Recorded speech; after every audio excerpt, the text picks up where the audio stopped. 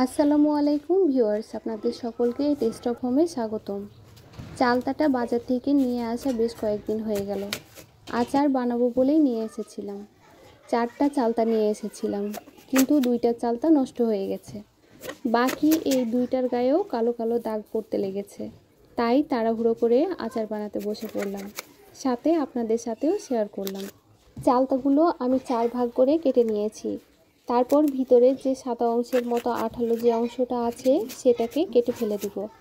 এরপর পাট পাট করে চালতাগুলোকে পরিষ্কার করে নেব।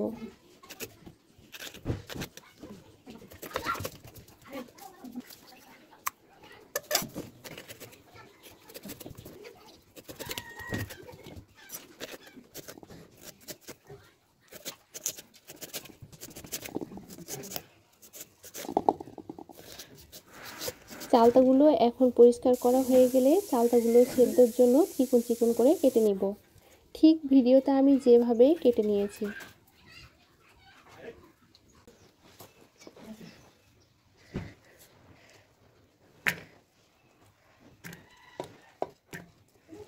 এখন আমি চালতাগুলো সেদ্ধ করার জন্য প্রেসার কুকারে দিয়ে দিব। এতে করে চালতাগুলো খুব তাড়াতাড়ি ও খুব সুন্দরভাবে সেদ্ধ হবে, আর আমার সময়টাও বাঁচবে। চালতা সেদ্ধর জন্য চালতার সাথে দিয়ে দিয়েছি লবণ, হলুদ ও পরিমাণ মতো পানি। চালতাটা চুলায় বসিয়ে 6 থেকে 7টার মতো সিটি দিয়ে নিয়েছি। এখন চালতাটা চুলা থেকে নামিয়ে নিব। আজকে আপনাদের একটা ট্রিক্স বলি। প্রেসার কুকার কিন্তু চুলা থেকে নামিয়েই সাথে সাথে ঢাকনা খোলা যায় না, কিন্তু আবার খুব সহজেই খোলা যায়। প্রেসার কুকারের ঢাকনার উপরে কিছুটা পানি ঢাললেই বা সিটিটা একটু চেড়ে ধরে রাখলেই ঢাকনাটা খুব সহজে খুলে যায়।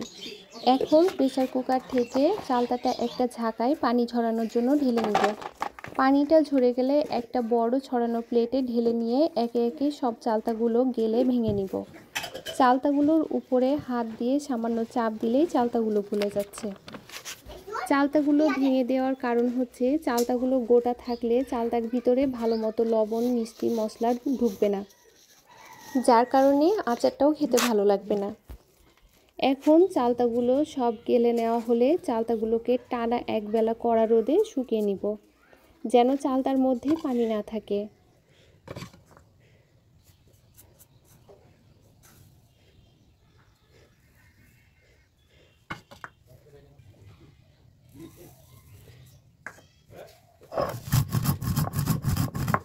এখন চালতাগুলো রোদে শুকাতে দিয়ে আমি চালতার আচারের মশলা রেডি করে নিব।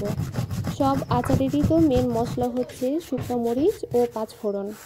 তাই এখন আমি শুকনো মরিচ ও পাঁচফোড়ন খোলায় মুচমুচে করে ভেজে এখন পাটায় পিষে নিব।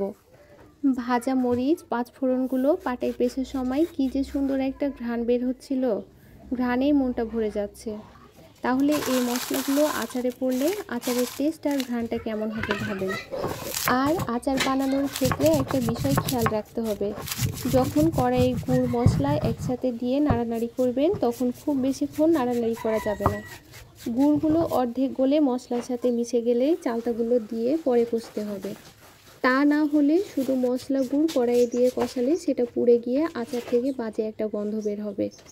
মরিচ পাঁচফোড়ন গুঁড়ো করা হয়ে গেলে এখন বেটে নিব 3টার মতো রসুন। এখন সব মশলা বাটাবাটি শেষ করে সব কিছু রেডি করে নিয়ে চলে আসবো চুলার কাছে। এখন আচারটা বানানোর জন্য চুলায় একটা কড়াই বসিয়ে তাতে দিয়ে দিলাম ঘানিতে ভাঙানো খাঁটি সরিষার তেল। তেলটা গরম হলে ফোড়নে দিয়ে দিব 2টা শুকনো মরিচ ও গোটা পাঁচফোড়ন ও রসুন বাটা। এখন রসুনটা তেলে দিয়ে হালকা ভেজে নিব, যেন রসুনের কাঁচা গন্ধটা চলে যায়। রসুনটা ভাজা হয়ে গেলে আচারে মিষ্টির জন্য দিয়ে দিব গুড়। এখানে আপনারা চাইলে চিনিও দিতে পারেন, তবে গুড় দিলে আচারের রঙটা সুন্দর আসে। এখন দিয়ে দিব স্বাদ মতো লবণ ও গুঁড়ো করে নেওয়া ভাজা শুকনো মরিচ। এখন এই সবগুলো নেড়ে চেড়ে ভালোভাবে মিশিয়ে দিয়ে দিব রোদে শুকিয়ে নেওয়া চালতাটা। এখন চালতাগুলো মশলার সাথে ভালোভাবে নেড়ে চেড়ে মিশিয়ে চালতাগুলোকে মশলার সাথে কষাতে থাকবো, যতক্ষণ পর্যন্ত গুড়ের ঝোল আর চালতা থেকে বের হয়ে আসা পানিটা না শুকিয়ে আসে। আর এই পর্যায়ে দিয়ে দিব গুঁড়ো করে রাখা পাঁচ মশলা। আর পাঁচ মশলাটা দেওয়া মাত্রই আচার থেকে কি যে দারুণ একটা ঘ্রাণ বের হচ্ছে, ঘ্রাণেই চারিদিকটা মৌ মৌ করছে। আসসালামু আলাইকুম, আজকে বিদায় নিচ্ছি এ পর্যন্ত। দেখা হবে পরবর্তী নতুন কোনো রান্না নিয়ে। ততক্ষণ পর্যন্ত সকলে ভালো থাকবেন, সুস্থ থাকবেন। আর আমার এই রান্নার ভিডিওগুলো যদি আপনাদের ভালো লেগে থাকে তাহলে অবশ্যই লাইক, কমেন্ট, শেয়ার করে পাশে থাকবেন। আর আমার ইউটিউব চ্যানেলটা অবশ্যই সাবস্ক্রাইব করবেন।